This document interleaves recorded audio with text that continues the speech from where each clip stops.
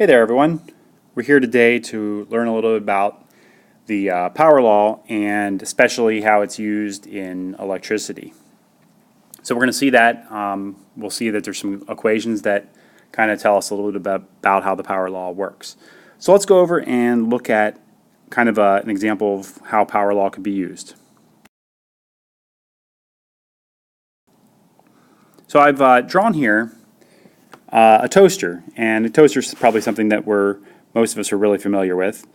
And if you look at any appliance, really, for that matter, most likely you're going to find somewhere written on that appliance something to the effect of a power rating. And let's just say, for the sake of our example here, that this toaster had it was a 100-watt toaster. So watts, first of all, is the unit of power. Now, what I want you to think about when you think about watts, think about this as how much energy is used in a period of time. All right, so the higher the watt rating, the more energy is going to be used in a given period of time. So 50 watts will use half as much energy per time as a 100 watt. If this was 200 watts, it would use twice as much energy as a 100 watt. All right, so of course what's happening inside the toaster, if you could kind of slice open the toaster and you could actually take a look inside of it, when it's turned on, you have these little tiny wires. And as electricity passes through these little tiny wires, they use up some of the energy that those electrons that are passing through have. And as they do that, they actually heat up. Of course, as they heat up, the toaster does its job, which is toasting our toast. So now that we understand what the power is really looking at how much energy is used in a given period of time, let's take a look at the equations that actually we're going to be using here when we talk about the power law. So when it comes to electricity, power equals the current times the voltage of the source that's powering the object.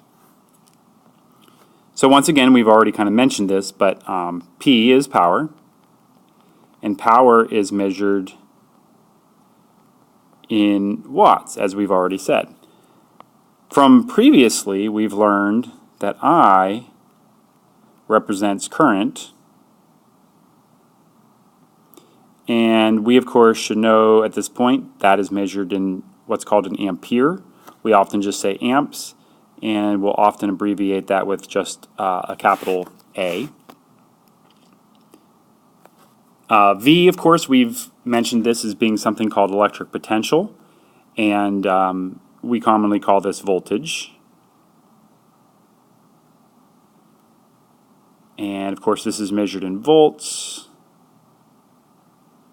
which we abbreviate with a V. So if I wanted to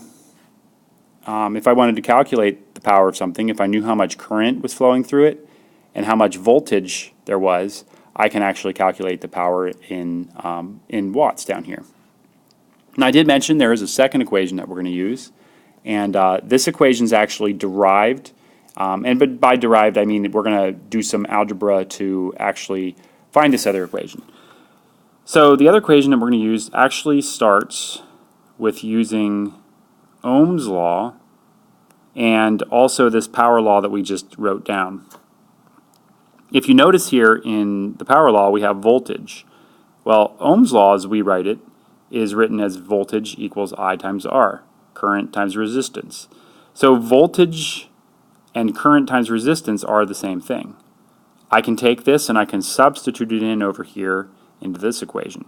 And I'm going to go to a new slide and do that there.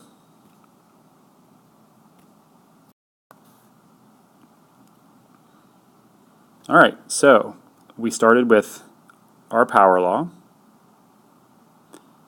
which is P equals I times V.